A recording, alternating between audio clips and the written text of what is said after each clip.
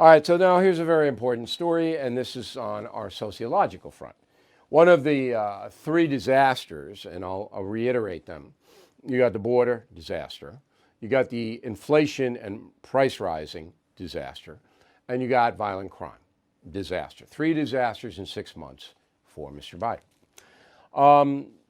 Violent crime in America is primarily driven by young black men.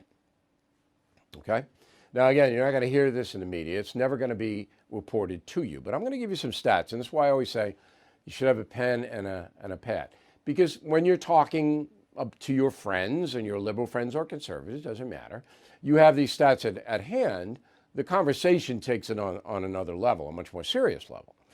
So the first stat is last year, in the middle of COVID, 8,600 African Americans were murdered in the USA.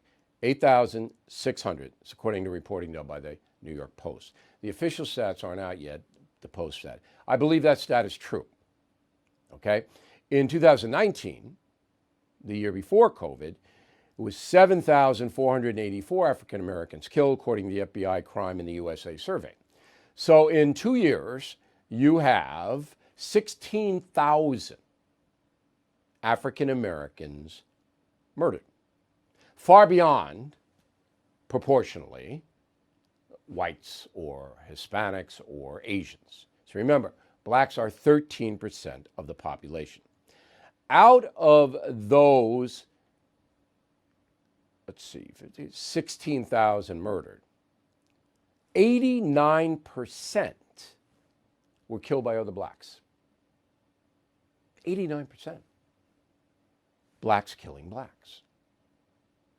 So on the white front, all right, 84% of whites killed were killed by other whites. So it's not blacks killing whites and vice versa. It's blacks killing blacks, whites killing whites.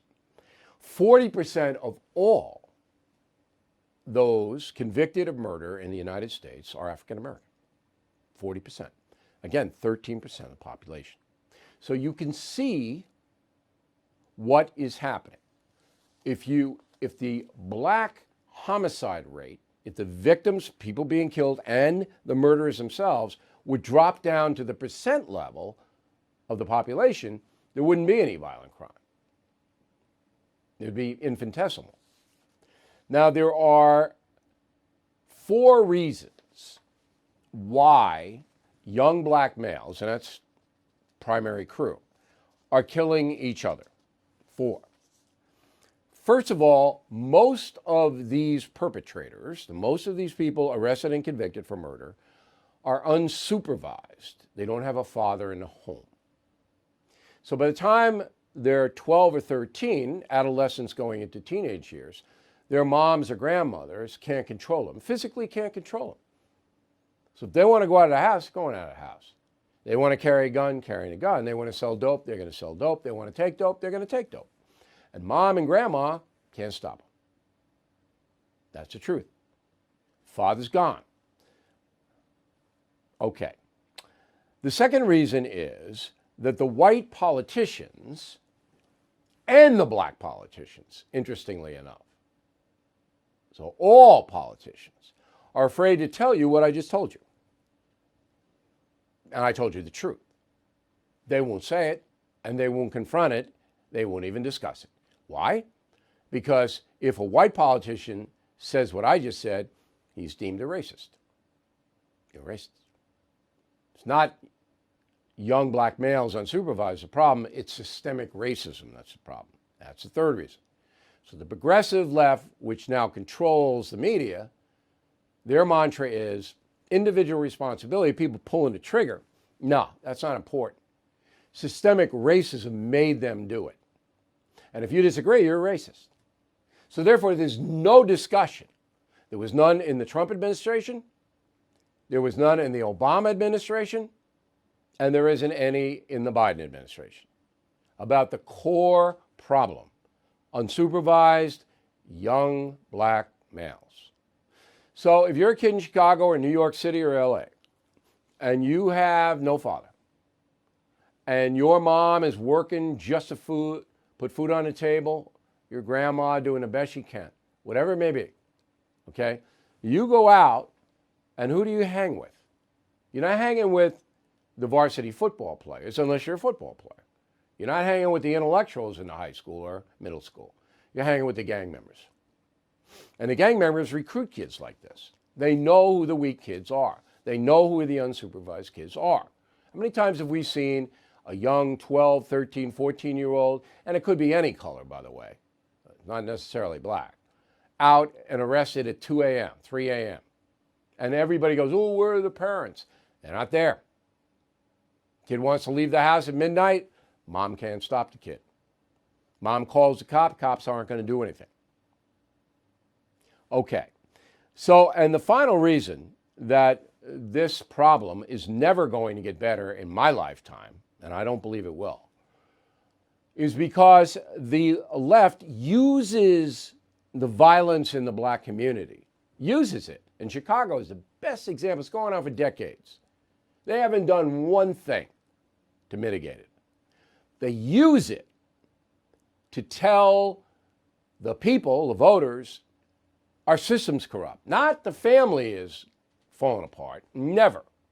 Our system, our whole system is corrupt. We need to change it and give power to the progressives who we know how to present a just society. Yes, social justice. Well, Black Lives Matter doesn't care about homicides. They don't. If they did, they'd be demonstrating in Chicago and New York and LA and other cities, Baltimore, St. Louis. That's where they'd be. They'd be demonstrating. Stop the murder. Stop the homicide, right? Never. They don't care. They want to break the society down into a socialist situation where central government controls everything we do.